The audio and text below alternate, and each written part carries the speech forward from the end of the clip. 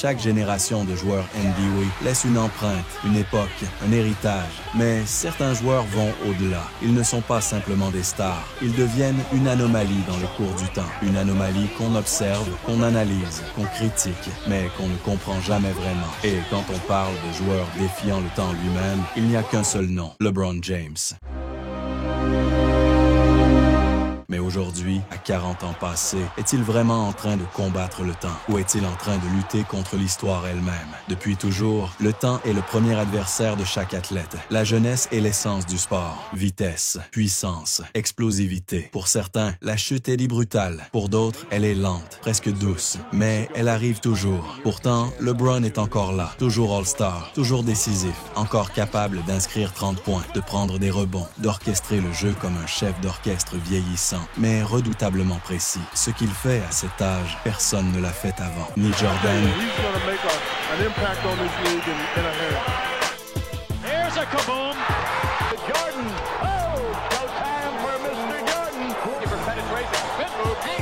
ni Kobe. There is the 18-year-old Kobe Bryant. Kobe for his 32nd point. A reverse slam dunk. What Kobe said, 7'6", huh? Mean nothing to me.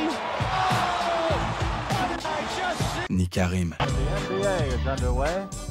The Bill Russell era has apparently ended, and perhaps it's the start of a new era with Lou Alcindor.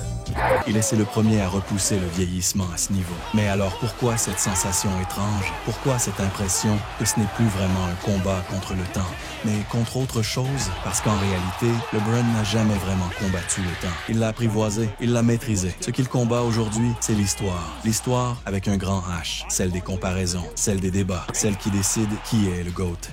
I'm going to give you one last chance to stop being so blasphemous, Scottie Pippen. Michael Jordan or LeBron James, better, who are you going with? Well, I'm going to go with Michael Jordan. Okay. But statistically, LeBron James is a better basketball player. And here's why. He fills the stats up across the board, night in and night out. You're talking about a kid who can easily average a triple-double if he chooses to. I don't think Michael Jordan had that option. À chaque match, chaque saison supplémentaire, il empile les records. Meilleur marqueur all-time. Coming to the end of the third quarter. LeBron James, a shot in history. LeBron stands alone. The NBA's all-time scoring record now belongs to LeBron James.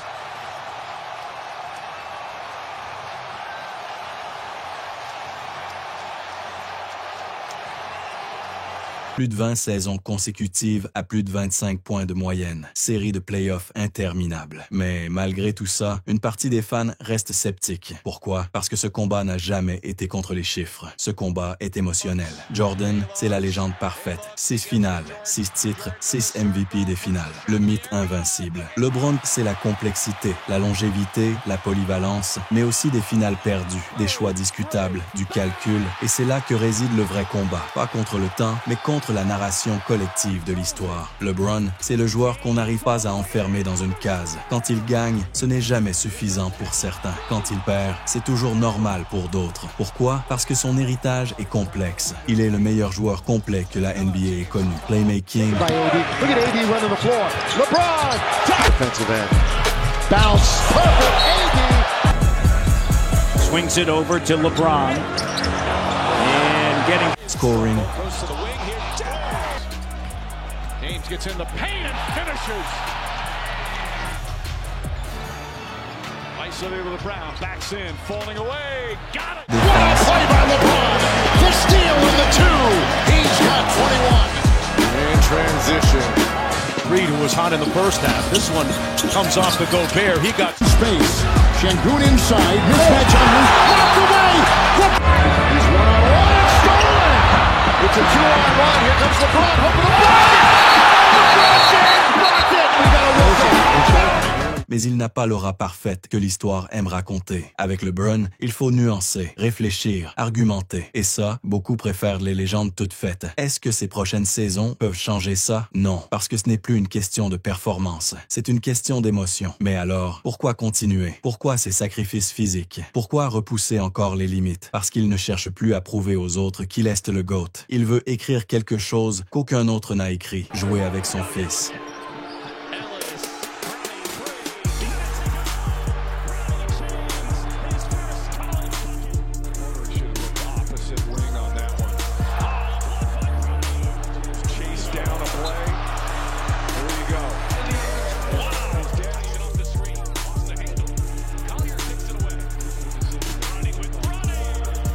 Marquer l'histoire, non pas par des titres, mais par un symbole. Peu importe les débats, peu importe les critiques. LeBron veut créer l'image ultime. Un père et son fils sur le même parquet NBA. History tonight.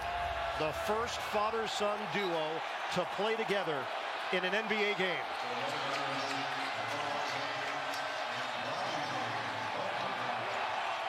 This is all in the family. 41 times he's been their leading rebounder, 49 times. Ronnie gets into the lane and scores!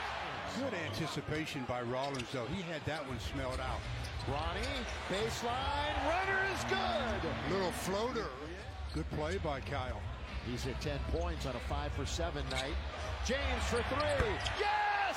Un héritage au sens littéral. Là où Jordan est devenu un mythe, LeBron veut devenir une saga, une histoire vieille, une histoire de famille, une histoire de transmission. Finalement, LeBron ne joue plus contre le temps. Il ne joue même plus contre Jordan. Il joue contre l'histoire, mais avec ses propres règles. Pas pour être le GOAT dans les yeux de tout le monde, mais pour devenir l'anomalie absolue dans ce sport. Une légende vivante qui transforme la NBA en héritage familial. Alors au fond, la vraie question, c'est pas qui est le GOAT, c'est plutôt qu'est-ce qu'on attend d'une légende. Dites-moi en commentaire, est-ce que pour vous, LeBron est déjà le GOAT ou est-ce qu'il manque encore quelque chose? On en parle ensemble. Abonnez-vous si ce genre de contenu vous parle. À très vite.